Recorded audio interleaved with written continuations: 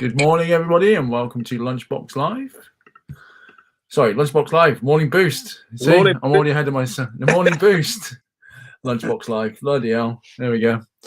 Anyway, yes, it's the Lunchbox Live Morning Boost Wednesday show. See, I'm missing it already, Dom. That's the problem. I'm missing the Lunchbox Live. We need to get them back. Yeah. Anyway, Morning Boost. Good morning to you, Dom, on this the clouds have passed. A lovely, crisp April morning. It is. I don't know. I haven't been outside, but it looks beautiful.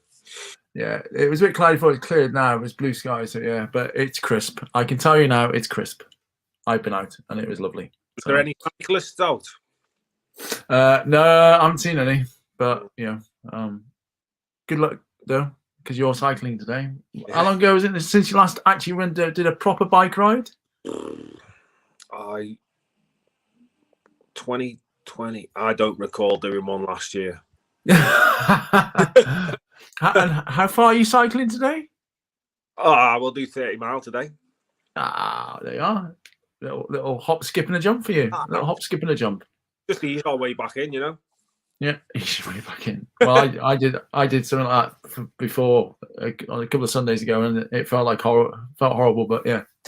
Anyway, so subject for today is mindful eating, because last night in our TX group, we got to module 10, and we're covering mindful eating. And I think at this time in the process of the course, we've covered obviously their triggers, we've covered what causes emotional eating, we've looked at their whole background and the history, and now it's about the progress into the next phases of their journey into their sort of transformation, and actually seeing food not as the enemy, or not as a weapon, or not as a pleasure, but actually as something that can be enjoyed and dealt with sensibly, rather than people having it as a fear. So we did last night. It was good. Again, they enjoyed themselves. But I think we looked at what is mindful eating, because you could ask yourself that question. In fact, I'll ask you, Don, what do you think mindful eating is?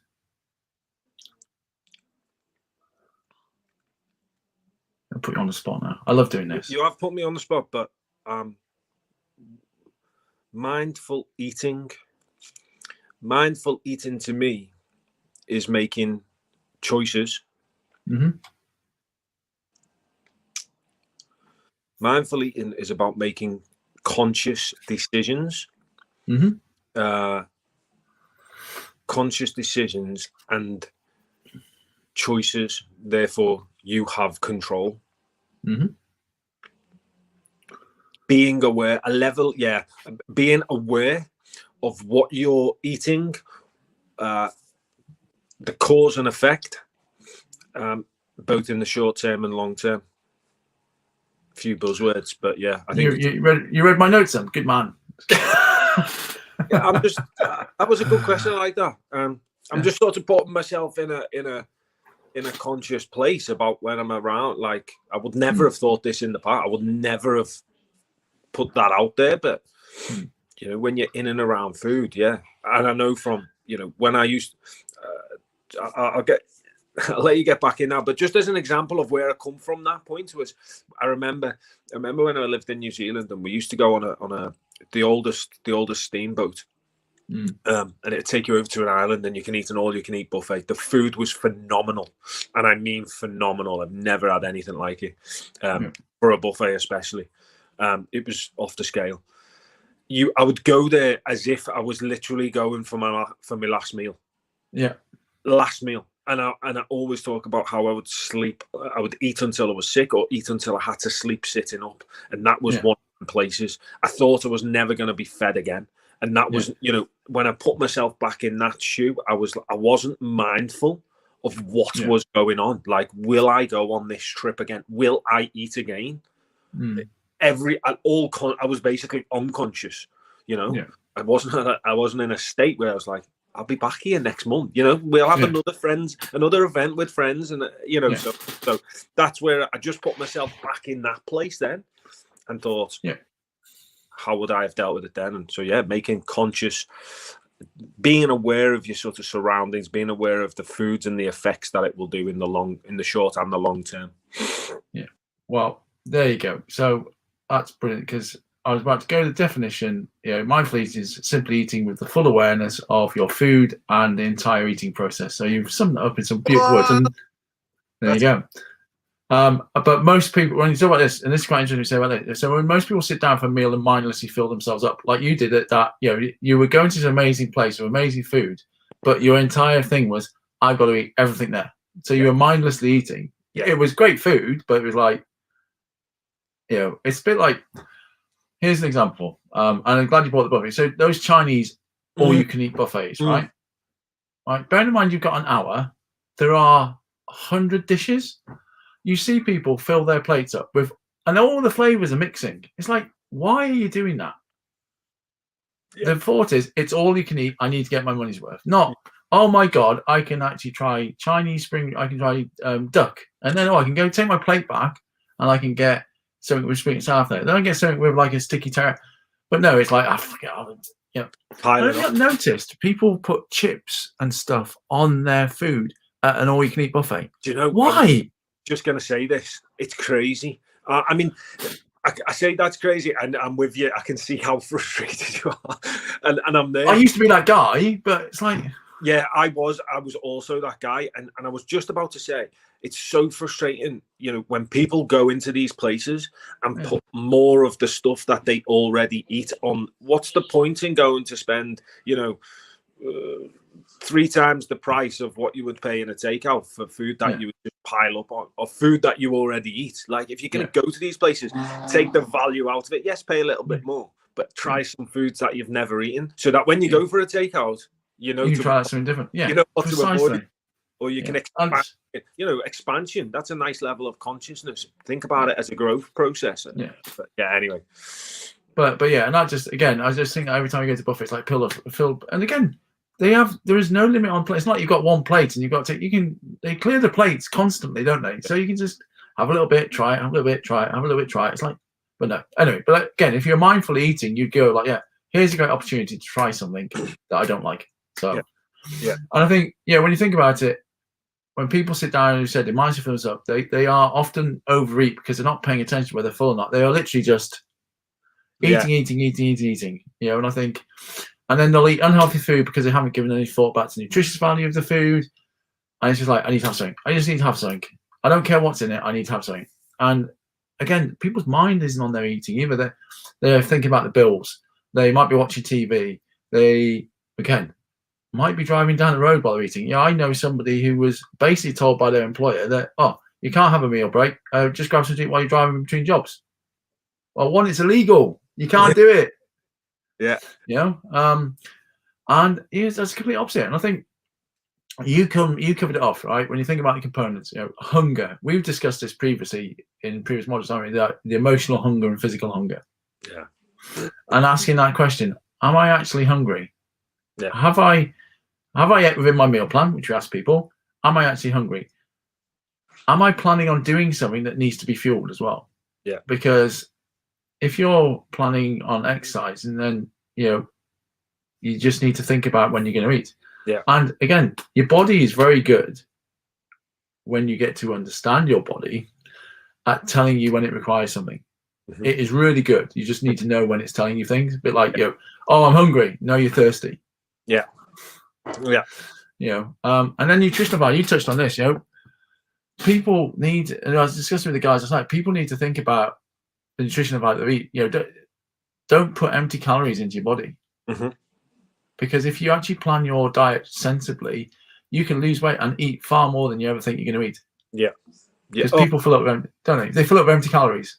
You say to somebody, this is the uneducated piece, but you say to somebody you can eat, 2,500 calories of food, good food, and I'm not talking just chicken and rice, just mindful eating, good quality food.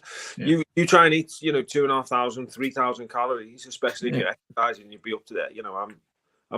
I do 2.6 now with a little bit of exercise, not a huge amount. Sort of up at 3,000 when I'm training, if you will. You try eating that of quality food. It's it's very hard, very hard. To the point at which when I was on 3,500 calories, I was putting oil, like olive oil, into my shakes to boost it. You know, it's that hard to eat that much food. The point that people who don't go through this process of understanding food, you know, 2.5 calories is easy. Well, it is when you eat bags of crisps and chocolate. You know, when you're eating for it, and I've written about this, I've spoke about this quite a lot recently. But when you're eating for excitement, when you're eating for comfort, when you're eating to suppress feelings of pain, then banging out 3,000 calories is a piece of piss. Yeah, it's a piece. Hey, mate. It's a dollar. You go to KFC and get a bucket of chicken. You can easily smash money. Oh yeah, easy, you're done. But if you're eating for fuel, if you're waking up thinking my body is a machine, like a car, you know, it only needs it for fuel to function. What am I doing today? Very little. I'm sitting around on my backside all day. Well, you know, if you think like that, food is for fuel. Eat when you're hungry. You know, you won't. You start to. I suppose that's where you start to have a level of consciousness that makes you mindful of what you're eating and when you're eating. But you are then conscious that I'm not moving very often, therefore using that much fuel. Therefore, I don't need to fuel. And it's like you said, you know, it's like the current goals. You know, again, you said that. You know, what are people's current goals regarding their health and body weight? You know, because what you're eating, you need to think, does that food help you achieve the goal, and will it move you in the opposite direction? Because as you say, if you're going to mindlessly eat a pizza, a kebab, crisps, chocolate, things that aren't actually of any nutritional value, they make you feel better, but for a very short period of time. They're not moving to a goal. Whereas actually, as you say, if you're in a bulk, if you're putting on, you put weight on, then you've really got to be quite focused and conscious. And if you're trying to lose weight, then again, I had some meals delivered for a client, and they were really surprised because basically it's 400 calories, but it was so packed. It's like going, that's 400 calories. I went, and they're like, well, that's so much food. I went, yeah, but it's 400 calories. I'm like, wow, you know, and it's like, but you can have a sandwich from the Tesco's. That's 400 calories, is 2 slices of bread. 2 slices. And this is a plastic tub with meat, vegetables, potato. And it's like 400 calories. Like they were like, and it was full. I've had one, and it's like it filled me, and it's like, just having that mindfulness of the quality of the nutrition. You know, it's like, you know, when people are looking at the smell and looking at the taste, looking at that texture, you know, it's about enjoying your food, because if you don't enjoy it, then actually you're just shoving food in your mouth mindlessly. Then it's not, you know, at that point then it's not for fuel and it's not for excitement either. So, and I think just, you know, conscious time, you know, we've got to keep going. We started talking last night about the eating cycle, you know, again, and I'd be asking people questions. So it's like, why do you eat? When do you eat? Where do you eat? What do you eat? You know, and then how do you eat it? And it's like asking these big questions, because it's like, we're going, well, you know, I normally just, you know, grab something and I sit in front of the television. I don't really plan my food. I'm not really doing this. It's like, well, if you ask yourself those questions, it'll actually, and below it, a series of questions underneath, it's like, you start getting this understanding of what you need to do, because quite often it's like when we talk about journaling and food diaries, until you start writing it down, your brain will very often fool you into what you do 100% or how you do it. And it's just, you know, and then we covered stress related eating, because a lot of people eat, and you've covered it in emails, you know, where people, you know, are stressed and they'll reach out for something that's easy. You know, they'll people who go at like emotional hunger, and we said, you know, emotional hunger, if you are craving a specific food, you feel hungry, but you're craving chocolate, you're not hungry. Because if you are physically hungry, you will eat anything. If I said to you, you said to me, Tipsy, I'm starving, you got anything to eat? I said, yeah, mate. I said, I've got an apple and some cheese here. Do you want that? He went, no. I said, well, you're not actually hungry then, are you? Because if you were hungry, you'd go, yeah, I've got to have that, thanks so much. But people are going, you know, oh, I'm hungry, and they're looking in the cupboards, there's nothing to eat. But there is always something there. You're just not that hungry. You're craving the sugar. You're not. And Go on. Yeah, and it's like when people eat when you're not hungry again. So it's like if eating makes you feel better, and if people have this issue, we've talked about it in the group. You know, your brain doesn't care if you're hungry or not because it'll make eating seem like a great idea. If you're that way, if you had your brain wired, it says, "I'm stressed. Eating's going to make me feel better." Like I was, then it doesn't matter. You're never going to be hungry. So yeah. And then when you think about when you're stressed, that you eat too much. You always eat unhealthy foods, don't you? When you're under stress, you always eat unhealthy foods. Yeah, you definitely start craving that stuff, and especially if you're not planning it. If you're not planning what you're doing, and like you were saying before about not planning, and then you're just picking something, and then you're sitting down on the sofa and watching TV. All of a sudden, especially if you start watching TV and certain programs, you've that's now not that you're starting to ingrain a habit because now you start to go, okay, every night I sit down and I watch fucking Coronation Street or I watch whatever EastEnders.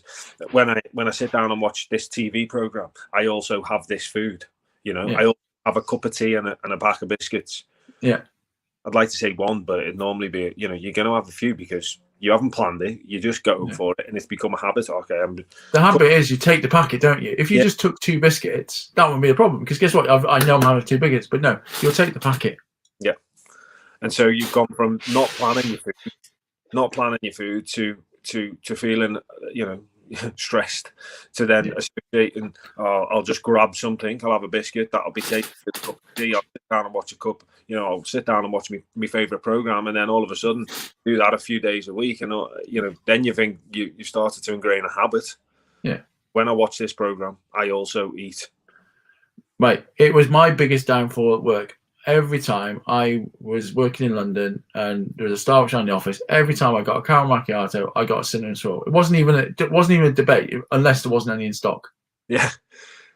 It was like, in fact, the girl, I was such a regular customer, they almost had it ready. And they'd be like, there you go, cinnamon, yeah. And I would have ate it and drank it without even thinking about it because it was just ingrained in me that caramel macchiato, cinnamon swirl, caramel macchiato, and that was it, and it would happen. And for me, that was just that routine. I think, again, stress eating, you eat too much. So one of my overeating was always driven by stress. But of course, it wasn't, I wouldn't mind overeating if I was overeating on bloody plates of vegetables. But no, it's like, no, you're going to overeat. You're working late. Yeah, you get Deliveroo. So in London, we used to have Deliveroo. Now, they always have lots of healthy food, right? They do. They list it on the menu. Do you think I would have picked healthy food? No. I picked burger, fries, dirty fries most of the time, and then I'll pick some cheesecake because it's like I'm working late, I'm stressed, and I convinced myself it's okay because I'm working late and I'm stressed. So there we go. But so that was what we covered, and it was really good. There's a lot to take out. Again, people just have to think about, where they eat, how they're eating, what they're doing. And to focus on the food, I said to people, like I said to one of our clients when he was having a burger, he says, enjoy it. Tell me how it tasted. Don't just shovel it in your mouth because actually, if you bite, and it's funny, Danny was on last night and she was talking, she was actually eating during the training. So she has a burger, she had a bite and she put it down and then she'd eat it and then she'd pick it up. So she's consciously thinking about what she's eating rather than just, I'm watching this training, I'm going to mindlessly. And that whole process of stop, enjoy, move on, stop, enjoy. And I know you cook a lot as well. And there's a lot of enjoying the texture, the flavor, the taste, the smells. What was the point in missing out on these great opportunities of learning about food and actually enjoying the food you're going to eat rather than just mindlessly stuffing food in your mouth? Yeah, it's like I say at the top of the program, it's a level of awareness of what you're cooking, what the smells, the taste. It's being conscious, being in the room, being in the moment, present. And being aware of it will actually stop you from then having the triggers, having the issues, having the binges. Because again, if you mindfully eat and you're eating, the worst thing you can do in certain cases is like not eat properly during the day. And guess what? You get to the end of the day and you go, I haven't eaten enough. So I'm going to just eat loads of calories, but I've got all these calories spare. But you're not knowing what you're eating. You're not tracking what you're eating. And you're just basically shoveling food in your mouth because you go, I haven't eaten all day. Yeah. And it's like saying yesterday, we said about tracking, and I said, "Oh, I don't track." I said, "Well, you need to track because actually, how can you even know, what calories you're eating? If you are conscious of what you're eating, you need to be aware of it and track it, because then actually you can make the conscious decisions and go, in my eating plan, I am going to have that slice of cake because it's my birthday and I know I can have it because it's this amount and it fits in with a plan, rather than people who go, "Oh, no, there's donuts coming to work today," and you've ate 3 and then they go, "Oh, I can't eat now for the rest of the day." And the worst thing they do is they go, "I'm not going to eat." Mm-hmm. Then you'll get to 9 o'clock. And what happens? Binge time. Yeah, absolutely. So cool. Anyway, Dom, that was very good. Thank you very much. It was, and guys, if you want to know more about our next Transform X intake or anything more, then drop us a DM or a comment, and we will get in touch and get the details.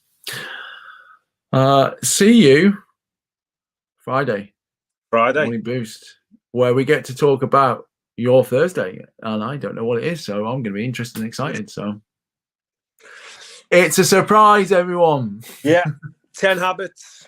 There we go. Yeah, Stephen Covey only had 7, so Don Boyd has 10. Yeah, there you go. Yeah, so cool. Anyway, so yeah, join us on Friday where Dom's going to go through the 10 habits. So Don Boyd's 10 habits.